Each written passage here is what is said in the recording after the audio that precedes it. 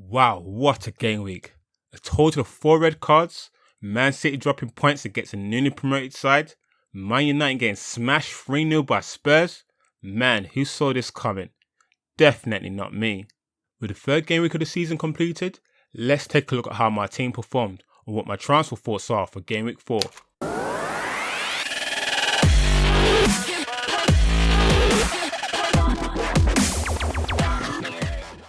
For game week 3, I got another disappointing score of 46, 4 points below the average score of 50. In addition, to add fuel to the fire, ahead of game week 3, I took a -4 hit, so I only gained 42 points overall. As a result, my overall ranking has dropped even further, now sitting just below the 800k mark, a far reach from my target of top 50k. But I can't get too disheartened because history shows FPL is a marathon and not a sprint, so there'll be many more opportunities to climb back up the table. In the My FPL Strategy League, I've also dropped my ranking position. Shout out to Los Balados, who's retained his top spot for the second week running. Now let's take a look at how my team performed and what my transfer thoughts are for game week 4. Wolves had Man City to a 1-1 draw. EDERSON had a solid performance and could do nothing about Wolves' goal, which looked on replay to come off Bully's arms. Where is VER when you need it?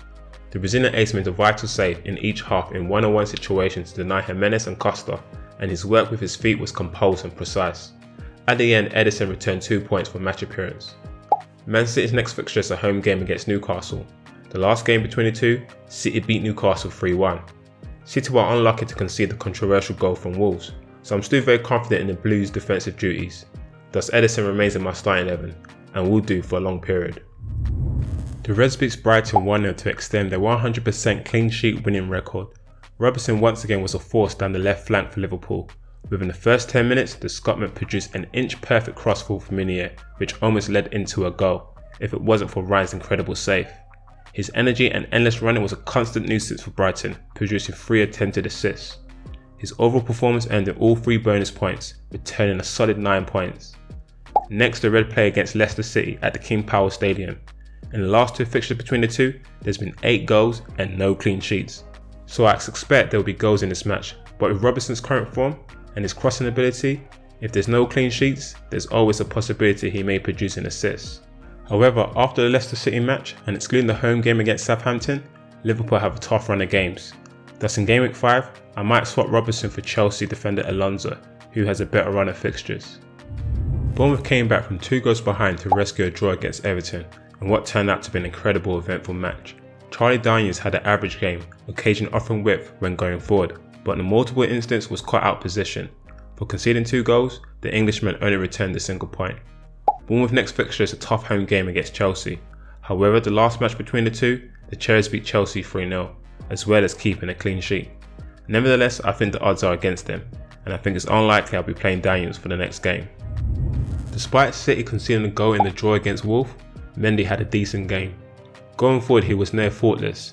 His crosses created problems for the Wanderers, and when he came inside midfield, his passing ability was just as good. Furthermore, he had 1 shot on target. However, if I'm being critical, he failed to cope with the direct running of Costa. Nevertheless, his performance earned him 2 bonus points, returning a forgivable 4 points. Man City's next 4 fixtures on paper are favourable, before they play a tough away game against Liverpool.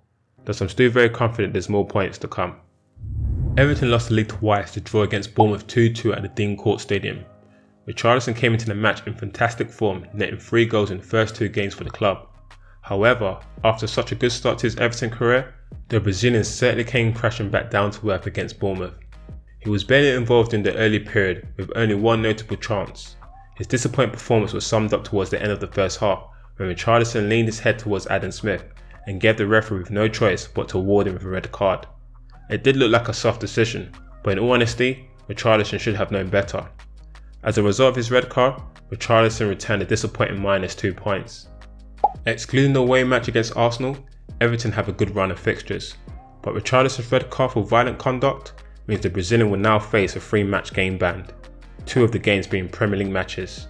Thus I expect many FPL managers to get rid, and thus his value could potentially reduce. So it might be worth swapping him for the short term, even perhaps swapping him for an Everton player due to their good run of fixtures. Mohamed Salah strikes again as Liverpool edged past Brighton 1-0. It's fair to say Salah was below par against Crystal Palace last week, despite being involved in the key moments, but he was definitely better on Saturday's game against Brighton. His touch and genuine run was much improved, and his inch-perfect curved strike was enough to give the Reds all 3 points. Perhaps it's still not quite Salah of last season, but yet again he's proved to be the match winner. His goal and all performance wasn't enough to earn him any additional points, but as my captain, he returned a respectable 16 points. Liverpool face Leicester City next. The last 2 Premier League matches between the two, Salah has scored a total of 3 goals. Thus on paper, it's a favourable fixture for Salah. Arsenal secured their first win of the season, beating West Ham 3-1 at the Emirates Stadium. Mkhitaryan was a popular Arsenal player to be transferred ahead of Gameweek 3, but had a disappointing performance against the Hammers. He got on the ball a lot early on, but his passing ability was off, giving the ball away 5 times and didn't complete a single key pass. At the end, he only returned 2 points for match appearance. Arsenal faced newly promoted side Cardiff at the City Stadium. Despite Mkhitaryan's poor performance, I'm okay at the moment to give him another chance. Surely his performance can't get any worse. Wolves held the champions to a 1-1 draw and became the first team to take off points of City this season. Neves had a decent performance, making the highest number of tackles. The 20-year-old had 4 attempts on goal, although none registered on target. However, he was perhaps fortunate when he brought down David Silva in the penalty box in the first half, but nothing was given by the referee. At the end, Neves only returned 2 points for match appearance. The Wanderers' next game is an away match against West Ham. West Ham have already conceded 9 goals, and with Wolves growing in confidence, there may be potential for Neves to gain some points. AGUERO had a relatively quiet game. He nearly scored in the first half with a curling effort hitting the post. He had a couple of chances late on in the second half, but overall didn't really trouble the defence. At the end, he only returned 2 points for match appearance. Despite the quiet performance, Man City's next 4 fixtures on paper are favourable before they play a tough away game against Liverpool. Thus I'm still very confident there's more points for AGUERO. Crystal Palace failed to bounce back from the defeat to Liverpool as they were beaten 2-1 by Watford at Vicarage Road. Despite the loss, ZAHA became the Eagles' all-time leading Premier League scorer with his individual goal in the 78-minute mark. At the end, ZAHA returned 5 points, losing a point after being booked in the first half. Crystal Palace have a good run of fixtures, so I'm not looking to drop in as of yet. The Eagles' next fixture is up against Southampton. The last match between the two, Crystal Palace won 2-1. FIRMINO had a better performance in the Reds' 1-0 victory against Brighton.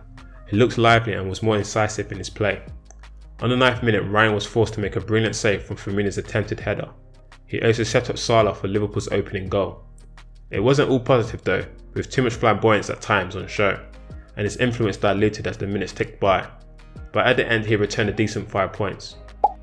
The Reds play Leicester City next. Excluding the home game against Southampton, Liverpool have a tough run of fixtures, so I'm contemplating downgrading FIRMINO at some point in order to accommodate funds in midfield for a player like Hazard, for example, who has a better run of fixtures. On the bench, only Brighton's Montoya played, returning 2 points against Liverpool for a match appearance.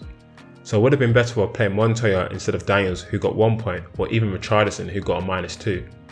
But it would have taken a brave person to play Montoya against Liverpool over Daniels, and even braver to play him over informed player RICHARLISON.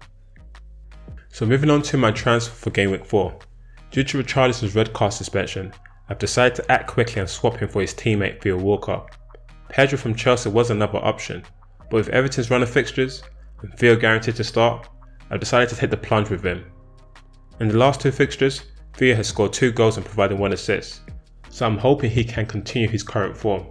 I'm still likely to play a 3-4-3 formation. However, I'm likely to bench Daniel and give Montoya for Brighton up against Fulham a try. For the captain armband, I haven't yet decided, but it's likely going to be between Salah and AGUERO. As always, I'll be announcing my final team selection for Gameweek 4 via Twitter, thus be sure to follow me. All the details are in the description below.